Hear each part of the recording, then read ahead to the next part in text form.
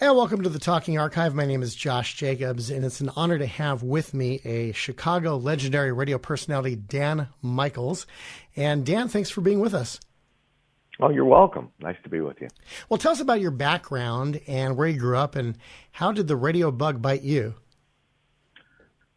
Well, I was born in Michigan, in East Lansing, and at a very early age, when I was 6 or 7, I'd be listening to the radio and start identifying songs in the first 3 or 4 notes, which my parents thought was very entertaining. Mm-hmm. And I've always had an interest in it. In high school, my dad knew somebody's son who worked at a local radio station, and I hung out with him. I think his intention was that I would see that it isn't as glamorous as I saw it, and I'd lose interest, but I didn't. I went to school at Northwestern in Chicago and worked in the grill there, and met a guy who was working at WMET, which was a top 40 station in Chicago at the time.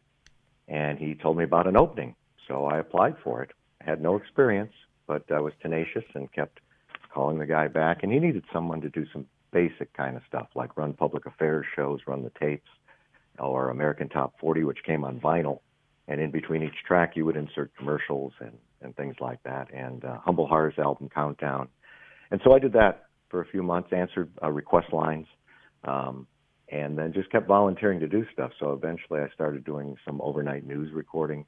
I drove the station van around and kept going until I got a weekend shift and worked in this top 40 environment until the station flipped to album-oriented rock at the time it was called. And that was in 1979. And it was led by our new program director, Bob Coburn, who's well known to people in Los Angeles. He worked for KMET for many years before he came to WMET in Chicago, and later worked at KLOS for many years. Yeah, BC. And BC. He was an amazing man. I learned so much from him, and a lot of it was just the intuitive nature and of building a team. He described, and this was before it was a common term, the X factor. And he thought that the people who he brought together in such a way, all different kinds of people, but they would interact, and together they would grow this vision of what the station was about. And he put together a very good team, and we found ourselves, just even when we weren't working, hanging out together or being at the station working on stuff, and we did lots of projects. And it was a very large library. We were able to, it was all vinyl, and we were able to pick our own music, and within parameters like, making sure we played enough currents and things like that during the course of the hour. But we would put them together ourselves, and it was a magical time. Chicago is a wonderful radio town. It was a wonderful radio town for many years. I mean, there were old battles between WLS and WCFL that are just legendary, and the great air personalities who came out of all of that, some of which I had an opportunity to work with, which was, great. John Landecker, for instance, Wow. was on WLS when I, was listening. He actually was on a radio station in my hometown, WILS, before that, and I listened to him then. But then I got to work with him later on when I worked at The Loop.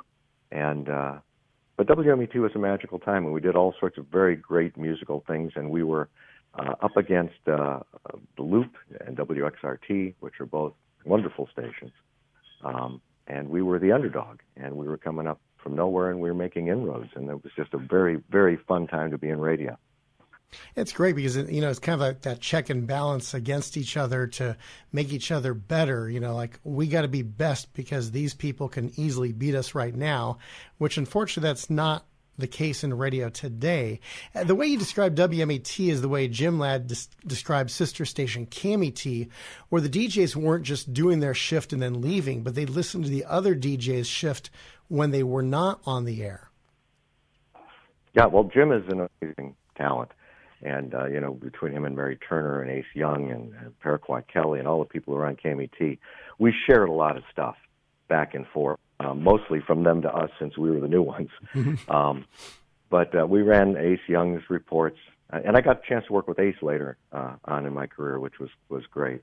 I visited Los Angeles while I was at WMET and got a chance to go to KMET, and it's true, they really did have the camaraderie, and it's just that X factor that BC described And that's what I learned the most from him. And later on, when I went and started programming radio stations, I took that to heart and built teams like that and built that camaraderie. And it's true. When you're together and you all have this buy-in and you all have this affinity for each other, you create better entertainment. It's just magic. And what you were saying about the keeping people honest by being very competitive, it was funny because as the underdog, we were starting to make inroads into the listenership of The Loop, which was, a monolith in town. Mm-hmm. And they came up with a contest, and this is also a legendary story. It was called Loop Songs. They were going to give away $500,000. So this was, the early 80s. Wow. And, $100,000 at a time. And they put together these a montage of very short clips of classic rock songs, and you had to identify them to win. Well, it seemed like, this was going to be very bad for us. But fortunately, the program director at that point, BC, had moved on, gone back to Los Angeles, and Tom Tuber was the PD. And he had encountered this kind of thing when he was working in Columbus. And so he had Bob Stroud, who, again, a legendary figure in radio, just retired from the Drive last month, I think. But Bob had just come to MET and very talented. He was our production director. He created parody songs. He was just wonderful. And he is wonderful. And so he took the songs, this montage, and figured out what they were. And we got on the air and said, well, here are the 6 songs everybody's asking about. And we just played the full songs in order. Didn't say anything about the Loop at all. But then the next time they took a caller, they gave away $100,000, which surprised them. So they did it again, and we did it again. And so then they made the next one a little bit harder, and it took us a couple days to get that. And when I say us, I mean mostly Stroud. Mm-hmm. And they were up to $300,000, at which point they made it so short, these mm-hmm. clips, that they're almost incomprehensible. And it kind of made the contest not as appealing because, everybody thought that they couldn't win. And that was the way we came back. And it was just a great counter-programming move. It reminds me, there was an episode of WKRP in Cincinnati where Johnny Fever said, you'll win $5,000, except he misread $500. And so what they did is they played short montages. Oh, I remember the episode, yeah. Now, did that episode influence this, or did, oh, no, this was before WKRP did that. A lot of what WKRP did, because there were radio people working on it, mm-hmm. Came from actual radio stories. The story about the turkeys being thrown out of the helicopter, helicopter, mm-hmm. I think it was at WKRP. I think it was a plane in there, but in real life, Jay Blackburn, who programmed the Loop for early on in its heritage, actually did that promotion. I got a chance to talk to him about it, and he described turkeys which cannot fly. As he called them blood bombs as they landed, and there was just huge backlash to the whole thing. But I mean, a lot of that stuff really did happen, and that's why it kind of resonated. I mean, with the possible exception with WKRP of them never wearing headphones. Other than that, it was pretty realistic. That's true. I mean, describe that story about the real life turkey drop? How many turkeys was it, and how the negative publicity, I guess, did it eventually? They were going to do a Thanksgiving. Yeah, they were going to do a Thanksgiving promotion where they gave away turkeys, but they were going to throw them out of plane to people in the parking lot below, thinking that turkeys would fly and land, mm-hmm. and they could catch them. But turkeys can't fly. And I think the last line in the WKRP episode is the general manager said, "As God is my witness, I thought turkeys could fly." And they didn't. And he, like I said, Jay Blackburn described them as blood bombs as they hit the ground, and they had huge repercussions. I think this was in Texas that happened, not Chicago. But yeah, I mean, it was a time when there were big promotions and all sorts of, crazy stunts, and it was nice because. And this may be difficult today for people to understand, but in Chicago especially, if you were on the radio, you were a big celebrity in town. So it was nice. I mean, you got to meet people. And part of it was you went to every part of Chicago, which is, like Los Angeles, very much laid out in a very large area. Oh, yeah. And you were Tell us about your favorite disc jockeys growing up. Were there anybody that really stood out to you that I want to be that DJ when I grow up? I don't know that I ever said anybody in particular I wanted to be, Mm-hmm. but I was tremendously entertained. I mean, the local people who were nobody would have ever heard of, but because Chicago is close enough to Michigan and WLS and CFL both had very, very strong signals, I could listen to them at night and during the day when I was in the western part of the state. So Larry Lujack and John Landecker and Bob Surratt and Tommy Edwards, those were all, Doug Dahlgren, Dick and Doug, who were on CFL.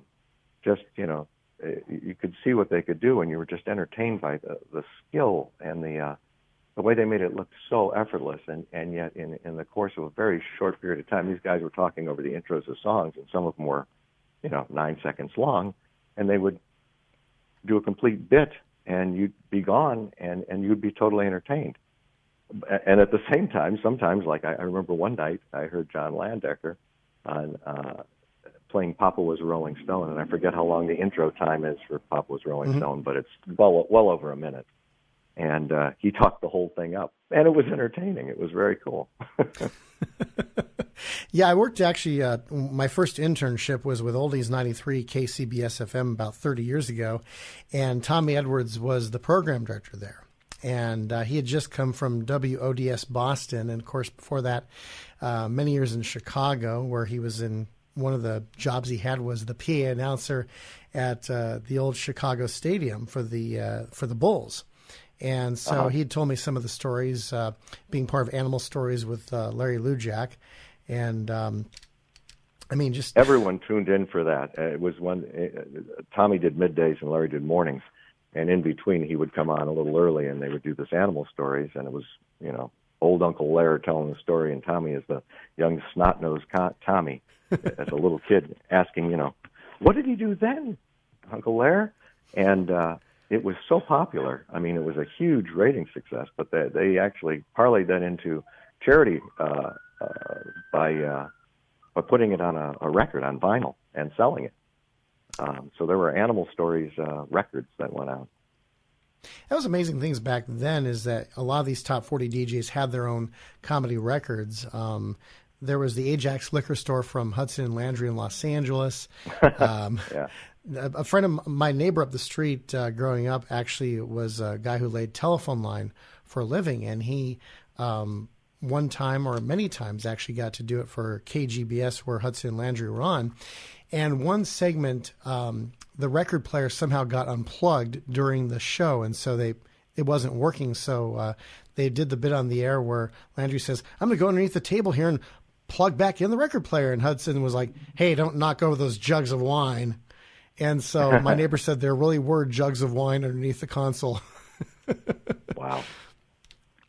Well, those were different times. I mean, that was a little bit looser in radio then. You would never see that kind of stuff now, but when I was in the 70s and 80s especially, it was a little bit looser with things. Now, how many you probably got to do a lot of concerts. Were there any artists, who was your favorite artist to meet when you were doing concerts and concert promotions? Jackson Browne was, I thought was wonderful, was a great interview. I worked with Joe Walsh several times. First time he ever did radio was in Chicago at The Loop.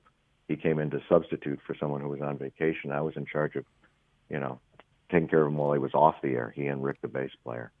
And here's a guy with a work ethic like you would not believe. Even though he'd never been in radio, he would sit there from the first day and sit down and listen to his air check and analyze it and plan and work out bits for the next day and interviews and everything. He was intuitive about that, but he's a brilliant person. I mean, he has a great mind, and as well as being an incredible musician and a nice guy. That's great. So I enjoyed working with him. Obviously, Santana was great. There have been a lot of really, fine musicians, and it was very interesting to be able to find out more about, their backgrounds and things like that. Was there anything unusual that you thought, oh my goodness, I can't believe they have a talent for this, or wow, I didn't know they did that? Well, Joe Walsh is a ham radio enthusiast, and DXs and works with shortwave, and that was a kind of a surprise. Definitely. And after the WMET, you went over to the Loop, actually. I did. How'd you go from, because WMET was giving the Loop a run for its money, was the Loop kind of like, okay, we want to get this guy here so WMET doesn't succeed, or how did that work out for you? Oh, no. No. WMET, when they first went on the air, had taken a lot of talent from other radio stations. Bill Evans, who was Mr. Bill on the air at WMET, and Patty Hayes and Scott McConnell from WXRT all came over. After Doubleday, which was a company that bought up radio stations early on and programmed them in a similar way, bought the radio station and took it in a direction that was just not something I felt comfortable with, as far as it was a hybrid, and it was not where I wanted to be. And the Loop had an opening, and I went over there to do nights and ended up, because they'd hired Bobby Skafish from WXRT, ended up doing overnights. But I worked there for 3 years and got a chance to work with a lot of great people and learn a lot of stuff. Did a lot of stuff off the air. I always found that the more things that you could do besides your air shift, the more valuable you were to the radio station. Oh, definitely. And that's advice I've always given to people. That's why I drove the van and recorded overnight news and, did whatever needed to be done to make it work. And these days, obviously, people are not given the option. They're basically given the 6 jobs to do. Yeah, it's kind of like the movie Gung Ho, where the Japanese executive says, every man learns every job, that way known as special. Well, there was just a Fred Jacobs, who's a consultant, and started out with a lot of classic rock stations, did alternative, has worked with NPR extensively, just did a survey with air personalities across the country and interviewed a lot of them. And then he'd done research prior to that with listeners, and found that the importance of the air personality now is even more than it was 10 years ago. That because music has become such a commodity and you can find it in so many places, the people who present it are even more important to listeners now, and can be the kind of thing that makes your station stand out more, which is encouraging, although, in a lot of cases, the pay is not what it was, and the responsibilities are much greater. Yeah, I mean, I remember, how long was your shift at WMET? Was it 3 or 4 hours? Because some places it was 4. Oh, okay. And then sometimes, at one point, it was 5 when I was doing overnights. Now, during the overnight shift, it's kind of weird. The overnights were always longer than every other shift. Like your classic top 40 radio station, every shift was 3 hours, except for the overnight was midnight to 6 a.m. How did the overnight DJs do that? That just seems crazy to me that they would have the longest shift instead of, again, 3 hours like everybody else. Well, it's funny because, you do have a certain number of people who are working overnights on a regular basis. You had afternoon drive and morning drive. I used to call it all-night drive. And we'd hear from the people in the grocery stores, can jockeys and things like that. So there was a lot of interaction there. And I don't know, I think more so with the album Oriented Rock, where you weren't trying to do an intro every 2.5 to 3 minutes. You were segueing records and you were creating a musical soundscape. I mean, you got absorbed in it. It was compelling to do as well as to listen to. Now, when you were at the Loop, how much was that free form compared to WMET?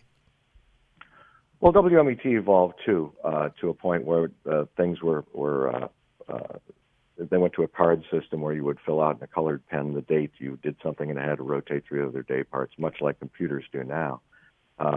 So that evolved to that in the 80s. And then at the Loop, it was pretty much you would get what you were going to play. I did have a feature at night called the 330 thing, where I would track an album side, and I could track any album side I wanted. When I was at MET, that's when that started. And then it was we did an April Fool's Day joke.